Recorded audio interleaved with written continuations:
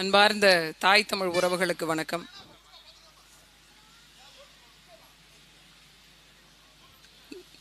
நடைபெற இருக்கிற விக்கிரவாண்டி இடைத்தேர்தலுடைய இறுதி நாள் பரப்புரை நிறைய பிரச்சனைகளுக்கும் சலசலப்புக்கும் இடையில நடக்கக்கூடிய கடைசி பொதுக்கூட்டம். மக்கள்கிட்ட நாங்கள் சொல்ல விரும்புறது ஒன்னே ஒண்ணுதான். ஒரு தேர்தல் வந்துவிட்டால் எல்லா கட்சிகளும் பணமழையில் மக்களை நினைக்கிறாங்க, அதனால நம்மளுடைய பொருளாதாரம் உயர்ந்துடும், அதனால நாம மேம்பட்டு போயிடுவோம் அப்படின்ற எண்ணத்தை மக்கள் வேற இருக்கிற வரை திமுகவோ இன்னும் யாரெல்லாம் தேர்தல் களத்தில் போட்டியிடுறாங்களோ அந்த கட்சிகளுடைய ஒரு ஆதிக்க நிலைப்பாடு இருந்து கொண்டேதான் இருக்கும்.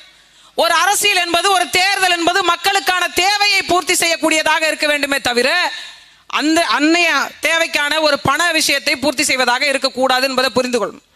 தமிழன் பெரிய மாண்புக்குரியவன். நாங்கள் வர சாலை முழுக்க பார்க்குறோம், ஒரு டாடா ஏசி 20 பெண்கள், ஒரு டாடா ஏசி 20 பெண்கள், ஒரு குட்டியான, அது பேர் குட்டியான, அதில் ஒரு 20 பெண்கள், 25 பெண்கள் என்று அந்த குட்டியான முழுக்க ஏற்றி வச்சுட்டு முன்னாடி 2 இன்னோவா கார், பின்னாடி 2 இன்னோவா கார். அந்த இன்னோவா கார்லாம் யாருக்கு? கட்சியினுடைய பொறுப்பாளர்களுக்கு. அந்த குட்டியான டாடா ஏசி எல்லாம் யாருக்கு? வாக்கு செலுத்தக்கூடிய மக்களுக்கு. இங்கு முதலாளிகள் யார்? தொழிலாளிகள் யார்? இங்கு உண்மையிலே மதிக்கப்பட வேண்டியவர்கள் யார்? மதிப்பு குறைத்து நடத்தப்பட வேண்டியவர்கள் யார்? நமக்கு புரியல. பத்திரிகையில சொந்தக்காரங்க வீட்டு தேவையில பேர் சின்னதா போயிடுச்சு அப்படின்னா அந்த தேவைக்கு போக மாட்டோம். உடன் பிறந்த ரத்தமாக இருந்தாலும் சரி, என் பேரை கீழே போட்டுட்டு அந்த வீட்டு தேவைக்கு போறதான்னு போக மாட்டோம். ஒரு சின்ன பிரச்சனை வந்திருக்கும், சொந்த பெரியப்பன் செத்து போயிருப்பான், 20 வருஷத்துக்கு முன்னாடி நடந்த பிரச்சனை, என்ன பிரச்சனைனே மறந்து போயிருக்கும். ஆனா என் கூட பேச மாட்டேன், அந்த பெரியப்பாவினுடைய சாவுக்கு போக மாட்டேன். அவ்வளவு கௌரவம், அவ்வளவு ரோஷம் நமக்கு. ஆனா பட்டி மாட்டு பட்டியில கூட அந்த மாதிரி அடைக்க மாட்டாங்க, ஆடுகளை கூட ஏத்த மாட்டாங்க. விலங்குகளை ஏற்றுகின்ற வாகனம் அல்ல இதுன்னு வாகனத்தின் பின்னாடியே எழுதியிருக்கு. விலங்குகளை கூட அந்த வாகனத்தில் ஏற்றக்கூடாதுன்னு சட்டம் இருக்கும்போது மனிதர்களை, மக்களை, பெண்களை அந்த வண்டியில ஏற்றி கூட்டு போறாங்க. ஒரு ஒன்றிய செயலாளருடைய மனைவி அந்த வண்டியில ஏறுவாங்களா? ஒரு நகர செயலாளருடைய மனைவி அந்த வண்டியில ஏறுவாங்களா? ஒரு வார்டு கவுன்சிலருடைய மனைவி அந்த வண்டியில ஏறுவாங்களா? அப்போ உங்களை எப்படி பாக்குறாங்க? எப்படி பாக்குறாங்க? உண்மையிலேயே அவர்களை விட உங்கள் மீது தான் எனக்கு கோபம் அதிகம். நீங்கள் பெரிய மாண்புக்குரியவர்கள். ஒரு கோழி வந்து நெல்ல பொறுக்கிடுச்சுன்னு காதுல இருந்த வைர கம்மலை கலட்டி அந்த கோழியை விரட்டின மக்களின் கூட்டம் நாம். 200 ரூபாய் காசு கொடுத்தாக்க அவங்க பின்னாடியே காலையில இருந்து சாயந்தரம் வரைக்கும் போறீங்க. பின்னாடியே ஒரு கொடியை பிடிச்சிக்கிட்டு கோஷம் போட்டுட்டு எதுக்கு கொடி பிடிக்கிறோம்னு தெரியல, எந்த கொடியை பிடிக்கிறோம்னு தெரியல, என்ன கலர்ல பிடிக்கிறோம்னு தெரியல, என்ன நோக்கத்துக்கு பிடிக்கிறோம்னு தெரியல. அதிகபட்சமா எவ்வளவு? 100 நாள் வேலைக்கு போற 50 பேரையும் கூட்டு போயிட்டாங்க. 100 நாள் வேலை. இன்னைக்கு உனக்கு இதுதான் 100 நாள் வேலையே. 100 நாள் தான் வேலை கொடுப்பாங்க, இந்த 6 நாள் தான் வேலை. இந்த மொத்தமா நடந்து பாருங்க, இத்தனை நாள் தான் வேலை. அதுக்கு பிறகு எங்க போவீங்க வேலைக்கு? எங்க போவீங்க? இப்பதான் நம்மள்ட்ட புதுசா வந்து சட்டம் பேசுறாங்க. சட்டம்னா என்னன்னு தெரியுமா? ஓட்டுக்கு பணம் கொடுக்க கூடாதுன்னு சட்டம் இருக்கு, லஞ்சம் ஊழல் செய்யக்கூடாதுன்னு சட்டம் இருக்கு, அடுத்தவன் சொத்தை ஆட்டே போடக்கூடாதுன்னு சட்டம் இருக்கு.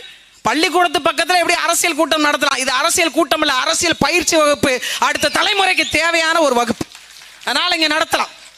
பள்ளிக்கூடத்து பக்கத்துல சாராய கடை நடத்துறது திராவிட மாடல்னா, பள்ளிக்கூடத்து பக்கத்துல அரசியல் வகுப்பு எடுப்பது தமிழ் தேசிய மாடல். பள்ளிக்கூடத்து பக்கத்துல எத்தனை சாராய கடைகளை திறந்து வச்சிருக்கீங்க? அது பற்றி எல்லாம் பேசுவதற்கு இங்க யாரும் இல்லையா? அறிவு சிறந்த மக்கள், நீங்கள் சிந்திக்கணும். உங்களை மாட்டை விட ரொம்ப கேவலமான நடத்துகின்ற இந்த திராவிட மாடல் அரசு வேண்டுமா, உங்களை மன்னர்கள் போல பார்க்கின்ற தமிழ் தேசிய அரசியல் வேண்டுமா என்பதை நீங்கள் முடிவு செய்யும்.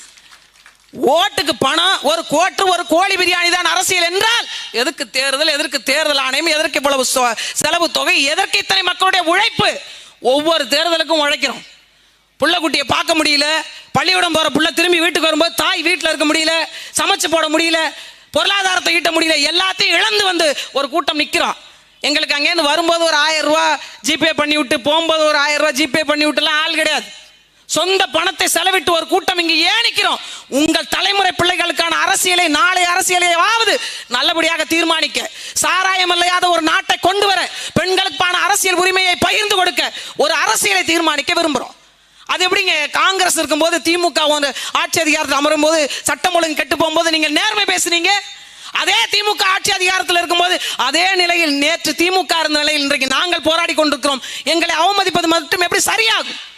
ஏன் மக்கள் நீங்க இதை சிந்திக்க மாட்டீங்க? யார் பக்கம் நிக்கணும்னு முதல்ல முடிவு செய்யுங்க. ஒரு திரைப்படம் வருது, ஒரு வில்லன் இருக்கிறார், ஒரு ஹீரோ இருக்கிறார், நீங்க யார் பக்கம் நிப்பீங்க? பரவாயில்ல, நல்ல கொலை செய்யறாரு, சூப்பரா பாலியல் வன்கொடுமை செய்யறாரு, அப்படியே போய் கைதட்டி பாப்பீங்க? இல்லையே. அந்த வில்லனே நம்மால இருக்காங்க இல்ல, வடிவேலு எம்ஜிஆர் ஒரு படத்துல தீவிரமா சண்டை போட்டு இருப்பார், கத்தி கீழே விழுந்துரும். இவர் டிவி தான் பார்த்துட்டு இருப்பாரு. உடனே என்ன பண்ணுவார்? தலைவா இந்தா ஒரு கத்தி தூக்கி போட்டு ஸ்கிரீனை ரெண்டா கிழிச்சிருவாரு. அப்ப என்ன, அந்த ஹீரோவிற்கு, அந்த கதாநாயகனுக்கு உறுதியாக கூட நாம நிக்கணும் அப்படின்ற ஒரு விதத்துல அதை போன்ற ஹீரோ, நம்பர் 1 ஹீரோ, நம்பர் 1 கதாநாயகன் எங்கள் அண்ணன் செந்தமிழன் சீமான். இப்ப நீங்க யாரோட நிக்கணும்? கொலை பண்றவர்களோட நிக்கணுமா? கொள்ளையடிப்பவரோட நிக்கணுமா? சாராயம் விற்பவரோட நிக்கணுமா? பெண்கள் பாலியல் வன்கொடுமை நடக்கும் போது வேடிக்கை பார்த்து கொண்டிருக்கக்கூடிய இந்த திராவிட மாடலோட நிக்கணுமா? இல்ல ஒட்டுமொத்தமான தமிழ்நாட்டினுடைய ஒரே மகன்தான் இந்த தமிழ்நாட்டினுடைய நேர்மையான அரசியலை தீர்மானிக்க நிற்கக்கூடிய மதிப்பிற்கு மரியாதைக்கு உரிய நம்ம அண்ணன் செந்தமிழன் சீமான் அந்த ஒற்றை கதாநாயகன் பின்னாடி நிக்கணுமா? நீங்க முடிவு செய்யுங்க. நாங்க கேள்வி கேட்கிறோம்ல, அடுத்து உங்க புள்ள வந்து கேள்வி கேட்கும், சட்டையை பிடிச்சி கேள்வி கேட்கும். நான் எங்க அப்பாவை கேட்கிறேன்ல, நீ சரியான நபரை தேர்ந்தெடுத்திருந்தா நாங்க அந்த தெருவில் நின்று கத்தி சாகிறோம். அதே மாதிரி உங்கள் பிள்ளைகள் உங்களை கேள்வி கேட்காம இருக்கணும் அப்படின்னா நமக்கு இருக்கிற பெரும் வாய்ப்பு மைக்கு சின்னம். இது மாற்றத்திற்கான, எளிய மக்களுக்கான ஒரு அரசியல் புரட்சி. ஒரு சாமானிய வீட்டு பிள்ளைகளும் சட்டமன்றத்துக்கும் நாடாளுமன்றத்துக்கு போக முடியும் என்ற வரலாற்று பெரும் புரட்சி தான் இந்த தேர்தல். இதுல நீங்கள் அபிநயாவுக்கு செலுத்துகின்ற வாக்கு நாம் தமிழர் கட்சிக்கோ அல்லது இங்க இருக்கக்கூடியவர்களுக்கு செலுத்துகிற வாக்கு அல்ல, மாறாக உங்கள் வீட்டு பிள்ளைக்கு, அடுத்த தலைமுறைக்கு நீங்கள் உங்களுக்கு செலுத்துகின்ற வாக்கு. எத்தனை ஆண்டு காலம் 1000 ரூபாய்க்கு ஓட்டு போட்டீங்க, அதிகபட்சம் போனா ஒரு கோட்டுக்கு போட்டீங்க. இல்ல சீமையிலே இல்லாத அளவுக்கு ஒரு புடவை வேட்டி சட்டை கொடுப்பாங்க பாருங்க, அந்த புடவைக்கு அந்த வேட்டு சட்டைக்கும், ஏன்னா நம்ம பார்த்ததே இல்லை பாருங்க, அந்த புடவைக்கு அந்த வேட்டு சட்டைக்கு ஒரு ஓட்டு. அப்படி இல்லைன்னா ஒரு வெங்கல கடம்னு ஒன்று கொடுத்தாங்க, குடத்துல கூட ஊழலுங்க. குடத்துல புளிய போட்டு 2 விளக்கு வளர்க்கணும், சில்வர் குடம் ஆயிடுச்சு. சில்வர் குடத்துக்கு தான் இந்த பரதேசிங்க வெங்கல பெயிண்ட் அடிச்சு வச்சிருக்கானுங்க. நீங்க நிறைய பள்ளிக்கூடத்தை போய் பாருங்களேன், இந்த பள்ளிக்கூடத்தை பாருங்களேன், ஒண்ணுமே செஞ்சிருக்க மாட்டாங்க, பூசி பெயிண்ட் அடிச்சிருப்பாங்க. இந்த பஸ் ஸ்டாண்டு இதுக்கு பெயிண்ட் அடிச்ச காசு மட்டும் அங்க பாருங்க, 2,61,000 ரூபாய் பில்டிங் கட்டுமானம். மறுசீரமைப்பு பண்ணிருப்பாங்க பாருங்க, பள்ளி புனரமைப்பு திட்டம் மறுசீரமைப்பு பண்ணதே 2,61,000 ரூபாய். அதை பெயிண்ட் அடிச்சு கொடுப்பாங்கல்ல, அதுல கூட ஊழல். அந்த ஒரு குடத்துக்கு வாக்கு. அதிகபட்சம் போனா என்ன, ஒரு கலெக்டர் ஆபீஸ்ல இருந்து இப்போ வருவாங்க, வந்தாங்க பாருங்க, வீட்டுக்கு வீடு தெரு ஷெட்டு போட்டு கொட்டாய் போட்டு உட்காந்துருக்காங்க பாருங்க. எங்க ஊர்லாம் இளவு வீட்டுல தான், இளவு வீடு விழுந்துச்சுன்னா இப்படிதான் கொட்டாய் போட்டு உட்காந்துருப்பாங்க. நாளைக்கு இளவு உழ போறதுன்றதுக்கான அடையாளம் தான் அதெல்லாம். ஆமா, இதைத்தான் விரும்புறீங்களா நீங்க? இத்தனை பொறுப்பாளர்கள் வர்றாங்களே, தேர்தல் முடிஞ்ச பிறகு 10 நாள் இல்ல 1 மாசம் கால அவகாசம் எடுத்துங்க, ஒருத்தர் உங்க தெருவுக்கு வர்றாங்களா பாருங்க. ஆனா நீங்க வெற்றி பெற்று வாக்கு செலுத்தவே இல்லை என்றாலும் மாசத்துக்கு ஒரு தடவை எங்க பிள்ளைங்க வந்து உங்க பிரச்சனையை கேட்பதற்கு ஒரே ஒரு போன் கால் அடிச்சுங்கன்னா வந்து நிப்போம். தேடி பாருங்க யார் சரியானவர்கள், தேடி பாருங்க. சரியானவர்கள் பக்கம் நிக்காது, சரியானது ஒருபோதும் நடக்காது. அதை முடிவு செய்து கொண்டு வாக்கு செலுத்துங்க, வலிமை தாங்க.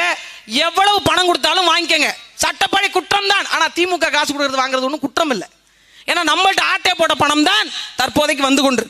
அதனால வாங்கிக்கங்க, கோட்டர் கொடுத்தாலும் வாங்க, கோழி பிரியாணி கொடுத்தாலும் கோட்டரை மட்டும் தயவு செஞ்சு வாங்கி குடிச்சிடாதீங்க. ஏன்னா கிக்கு இல்லைன்னு துரைமுருகனே சொல்லிட்டாரு. பச்சை தண்ணியை குடிக்கிறது எதுக்கு பாட்டில், எதுக்கு டாஸ்மார்க் போகணும், தேவையில்லை வாங்கி குடிச்சிடாதீங்க. அது வாங்கி தனியாக வந்து சாமிக்கு படைக்க வச்சுட்டு பிரியாணி சாப்பிட்டுட்டு தெம்பும் தைரியமா போய் உங்களுடைய ஒடுக்கப்பட்ட மக்களோ அல்லது தாழ்த்தப்பட்ட மக்களோ, தாழ்ந்து வீழ்ந்து கிடக்கின்ற மக்களோ, பொருளாதாரத்தில் பின்தங்கிய மக்களோ, அடக்குமுறைக்கு உள்ளாக்கப்பட்ட மக்களோ, ஒட்டுமொத்தமாக உங்கள் குரல் சத்தமாக சட்டமன்றத்தில் ஒலிக்கணும்னா மைக்கு சின்னம் ஓட்டு பெட்டியில 2வது இடத்துல இருக்கு. உங்களை போன்ற ஒரு சாமானிய பிள்ளை, அவள் ஒரு மருத்துவர், ஒரு டாக்டர் படிச்ச பிள்ளை, பக்கத்துல ஒரு கிளினிக் போட்டு உட்கார்ந்தானா 1 லட்சம் ரூபாய் மாசம் சாலிடா சம்பாதிப்பா. அம்மா நோய் இருக்கு மக்களுக்கு, அதெல்லாம் விட்டுட்டு ஒரு நேர்மையான அரசியலை உருவாக்கணும். சமுதாயத்தில் இருக்கக்கூடிய நோயை களைந்தெறிவதற்கு பேர் தான் நல்ல மருத்துவம், அதுதான் இறைபணி என்று மக்கள் பணி செய்ய வந்திருக்காங்க. அவர்களை போன்ற பிள்ளைகளுக்கு வாக்கு செலுத்துங்க, வலிமை தாங்க. உங்களுடைய குரல் சட்டமன்றத்தில் ஒலிக்க வேண்டும் என்றால் மைக்கு சின்னம். இது மாற்றத்திற்கான, எளிய மக்களுக்கான அரசியல் புரட்சி. தம்பி வேகமா போகாதீங்க, பைக்கில் ஓட்ட போட்டுருங்க, மைக்கில். நன்றி, வணக்கம். நாம் தமிழர். அடுத்ததாக சோழன் மு களஞ்சியம் அவர்கள்.